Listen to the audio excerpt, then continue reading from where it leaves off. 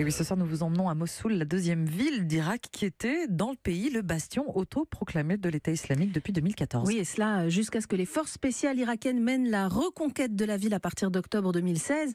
La bataille de Mossoul a été longue, elle s'est achevée vraiment en juillet dernier, juillet 2017. Mossoul, elle en revient tout juste et elle est avec nous ce soir. Bonsoir Gwendoline de Bono. Bonsoir Sophie. Alors, moins d'un an après cette libération de la ville, la grande université de Mossoul est en pleine ébullition. Et vous avez été ébahie, Gwendoline, par l'énergie qui se dégage de cet endroit. C'est ce que vous m'avez dit en arrivant. Ouais, ça fait un petit choc. Quand on passe les portes du campus qui est situé sur la rive est de Mossoul, il faut vraiment quelques minutes pour réaliser ce qu'on voit. Des centaines d'étudiants, filles et garçons, qui plaisantent, qui révisent, qui fument sur les terrasses des cafétérias de la faculté. C'est une renaissance express qui est vraiment à peine croyable. Les forces spéciales irakiennes ont libéré cet endroit précisément il y a un peu plus d'un an. À l'époque, le général qui était en charge des opérations expliquait que l'université était en fait l'un des principaux centres de commandement de l'État islamique. Dans les laboratoires, les djihadistes essayaient de militariser du gaz moutarde, d'où les frappes de l'aviation sur certains bâtiments qui sont toujours en ruine. Il a fallu des heures de déminage avant la rentrée et aujourd'hui, enfin, on fabrique à nouveau du savoir. Là où il y a peu, on fabriquait des armes. Et pour ça, nous n'avons pas ménagé notre peine, se souvient Ahmed Hassan, le chef du département de français. Nous avons commencé les travaux de reconstruction nous-mêmes, les profs avec les étudiants. Tout d'abord, nous avons recommencé à nettoyer le département. Les dégâts étaient énormes. Daesh a brûlé 2 bureaux dans notre département. Les traces de la fumée étaient partout. Presque toutes les vitres ont été cassées, ainsi que les portes. Nous sommes fiers de reconstruire. Nous n'avons que ce choix-là pour donner une image claire à tout le monde que Daesh ne représente pas les Mossouliotes. Nous assistons au cours de littérature française des 3e années. La professeure donne tout le cours en français. Au programme, La guerre de Troie n'aura pas lieu, pièce de théâtre de Jean Giraudoux, mais également Les fleurs du mal de Charles Baudelaire. Ce matin, elle analyse les vers du poème L'invitation au voyage. Tournée, cordre et beauté, luxe, calme et volupté. Il y a un rythme très beau, musical. Oui. Toute la classe est attentive, tente de donner la bonne réponse à chaque question posée. On sent vraiment dans l'attitude, la concentration et les sourires qu'il y a une complicité entre les étudiants, celle qu'ils ont construite dans l'épreuve, mais également une volonté intense de rattraper le temps perdu. Oui, parce que beaucoup ont été obligés finalement de stopper leurs études en plein cursus parce qu'ils ne voulaient pas se rendre à l'université contrôlée par Daesh, par des djihadistes. Exactement. En fait, de 2014 à fin 2016, certains étudiants ont continué leurs études dans d'autres villes, en Kurdistan irakien. Il y a des professeurs qui ont assuré les cours depuis des préfabriqués là-bas, mais une grande partie des élèves, en fait, ne pouvaient pas courir le risque de faire ces allers-retours. Donc ceux qui étaient à 2 mois des examens lorsque l'État islamique est entré dans Mossoul sont restés à l'université contrôlée par les djihadistes, juste le temps en fait d'avoir leur diplôme, mais la majeure partie est restée chez elle. C'est ce que nous raconte Bouchra qui passe un doctorat de sciences ainsi que cet étudiant en master d'anglais. J'étudiais à la maison. Des fois, j'appelais un de mes professeurs pour poser quelques questions, mais depuis la maison. Mais c'était dur. Il n'y avait pas de livres, pas d'internet qui était coupé à ce moment-là. Ils ont brûlé la bibliothèque, donc il n'y avait vraiment plus rien. Donc aujourd'hui, je dois lire 2 fois plus, travailler 2 fois plus pour retrouver mon niveau à 100%. Mon rêve quand j'étais jeune, c'était de faire mes études et d'avoir mon diplôme au Liban. Mais Daesh m'a volé ça. Je vous jure, on était en enfer et ils nous ont complètement détruits. J'ai perdu 4 ans par rapport à ce que je devrais être à mon âge à cause de Daesh. Résultat, ma famille a insisté pour que je me marie, que je ramène de l'argent. Moi, mon rêve, c'était juste l'université, mais c'était détruit. Donc j'ai dû travailler et me marier.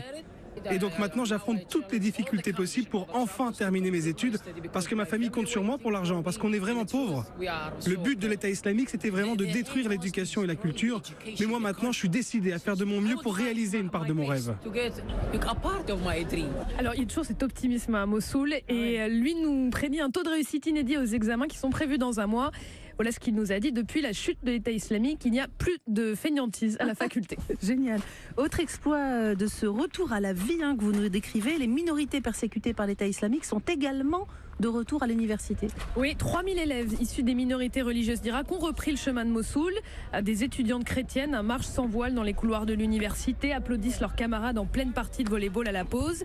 Des yézidis sont également inscrits. Alors c'est vrai que ces élèves sont méfiants. À leurs yeux, l'université est une bulle, mais Mossoul leur fait toujours peur. C'est pour cette raison que certains d'entre eux vivent à l'extérieur de la ville, notamment dans le village chrétien de Karamles, à une demi-heure de route. Ils vivent près de l'église, dans des petites maisons, un camp mis en œuvre par l'œuvre d'Orient. Et chaque matin à 7h, un bus les emmène à l'université. Dilo et Youssef partagent la même maison, 2 chambres, un salon et une cuisine ouverte. Le pianiste que vous entendez, c'est Dilo, l'optimiste de 20 ans. L'avenir des chrétiens d'Irak est régulièrement un sujet de débat avec son colocataire. Je vais rester en Irak. J'ai eu la chance de voyager en France, mais je refuse l'idée d'y rester parce que je veux construire mon futur dans mon pays. Vous devez être ouvert aux autres. Les chrétiens sont l'héritage de l'Irak et c'est pour ça que je reste ici. Je ne veux pas vivre hors de l'endroit où je suis né et où l'on a construit notre histoire. On n'en partira pas comme ça. Lui n'était pas là quand Daesh est entré dans Mossoul. Il y vivait en 2006 et il est parti de Mossoul parce que sa famille a été menacée. Moi, je suis resté jusqu'à ce que Daesh arrive et 2 mois encore après. Et après leur arrivée, les gens de Mossoul ont coopéré avec eux, d'accord ? C'est ça qui a fait que j'ai tout perdu. Tout ce qu'on a construit ces dernières années, ce que mon père a construit, ce que mon grand-père a construit, tout est parti. Qu'est-ce qui me garantit qu'après quelques années, je ne vais pas encore tout perdre à nouveau ? Il y a toujours des gens avec une mentalité radicale à Mossoul. Alors on sent chez eux qu'il faudra du temps pour vraiment retrouver la confiance. C'est difficile, mais tout de même aujourd'hui, je trouve qu'ils sont moins nombreux, les chrétiens en tout cas, à dire qu'ils n'envisagent leur avenir qu'en dehors du pays. Alors, tous, quelle que soit leur confession, en tout cas, aiment se retrouver dans 2 cafés culturels qui ont tout juste ouvert. Ça aussi, c'est nouveau. Oui, c'est vraiment nouveau. Ils adorent y aller à la sortie des cours. Ils se retrouvent sur les canapés du café Kantara, décorés d'antiquités, comme par exemple une porte de l'époque ottomane récupérée dans la vieille ville de Mossoul, des portraits d'intellectuels irakiens dans les escaliers. Il y a aussi le café littéraire. Là, on y joue du violon dans l'atmosphère enfumée au milieu des étagères de livres. Cet après-midi-là, un jeune poète vient déclamer ses vers devant une audience attentive. Attar, jeune femme passionnée de littérature, fume attablée avec l'un de ses amis. Si vous revenez aux années 70-80, les gens de Mossoul lisaient énormément de livres. Ce café, c'est un peu le visage culturel de Mossoul. La bibliothèque centrale a été brûlée, donc il n'y a pas vraiment d'endroit où aller pour lire, même pas à l'université. Il n'y a pas d'autre endroit comme celui-ci. Après l'invasion de Daesh, les jeunes de Mossoul ont retrouvé l'accès au savoir, à la conscience politique, à la conscience sociale. Les gens de Mossoul sont toujours assez conservateurs. Donc ces nouveaux endroits sont importants pour la communauté de Mossoul. C'est vraiment quelque chose de totalement nouveau. Même avant Daesh, il n'y avait pas ça. Et je suis sûre que ça va se répandre maintenant. Cela rapproche les jeunes entre eux.